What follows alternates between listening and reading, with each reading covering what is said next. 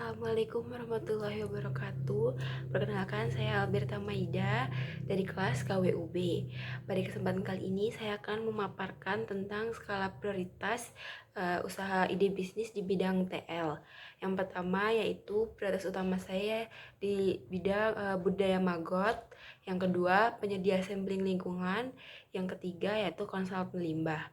Mengapa prioritas utama saya di budidaya maggot? Karena budidaya maggot sekarang sedang tren di kalangan anak muda dan sudah banyak diketahui oleh masyarakat umum.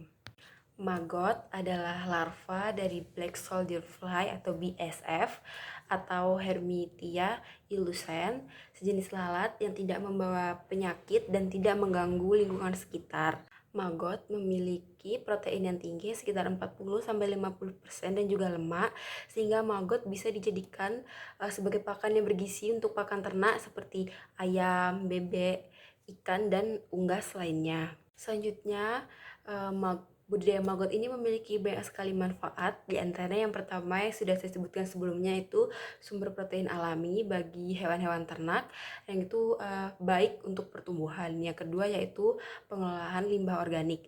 Jadi maggot ini mampu menguraikan limbah organik seperti sisa makanan, sayuran, buah, dan limbah dapur dengan cepat. Hal ini dapat mengurangi limbah organik. Yang ketiga, prosesnya cepat dan efisien. Maggot bisa dipanen sekitar 10-14 hari setelah telur menetas. Yang selanjutnya yaitu mengurangi ketergantungan pakan komersial. Menggunakan maggot sebagai pakan dapat mengurangi biaya pakan ternak. Jadi pakan ternak yang biasa untuk ayam, ikan, dan unggas bisa digantikan dengan maggot. Selanjutnya yaitu langkah-langkah dalam membudidayakan maggot. Beberapa langkahnya, yang pertama yaitu mempersiapkan tempat dan wadah.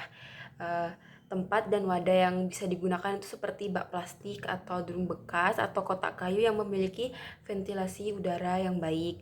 Wadah tersebut perlu dilubangi kecil-kecil sebagai ventilasi udara, tapi tetap menjaga agar larva tidak kabur. Jadi lubang yang dipakai, yang dilubangi itu tidak boleh terlalu besar. Oke, langkah yang selanjutnya yaitu pemilihan media telur. Jadi media telur atau BSF ini yang disukai itu seperti bahan-bahan organik, seperti sisa buah dan sayur-sayuran yang busuk. Terus media bertelur ini juga diletakkan di tempat yang teduh agar si BSF ini atau larvanya ini tertarik untuk bertelur. Yang selanjutnya yaitu penetasan telur.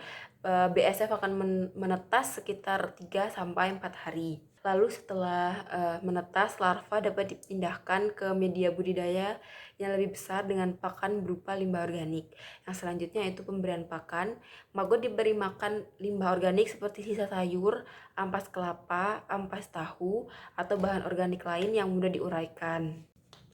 Yang selanjutnya yang kelima yaitu perawatan dan pemeliharaan.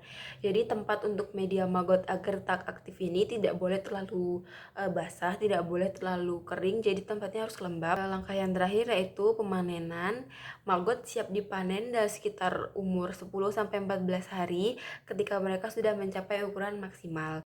Seperti yang sudah saya sampaikan di awal, mengapa budidaya maggot ini menjadi prioritas utama saya, yaitu potensi dan prospek budidaya maggot ini lumayan tinggi, yaitu di permintaan pasar yang tinggi. Jadi kebutuhan pakan yang berkualitas untuk ternak itu semakin meningkat, dan maggot ini menjadi salah satu upaya untuk memberikan pakan ternak dengan protein dan lemak yang tinggi. Yang kedua yaitu lingkungan yang ramah.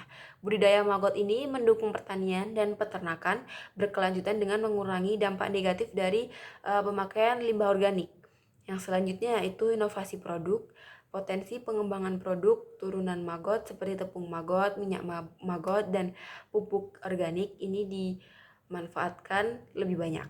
Baik, kesimpulannya yaitu budidaya maggot adalah pilihan yang efektif dan ramah lingkungan untuk memenuhi kebutuhan pakan ternak sekaligus mengatasi masalah limbah organik. Dengan persiapan yang tepat dan perawatan yang cermat, budidaya maggot bisa menjadi usaha yang menguntungkan dan berkelanjutan. Sekian dari saya, wabillahi taufiq walhidayah. Wassalamualaikum warahmatullahi wabarakatuh.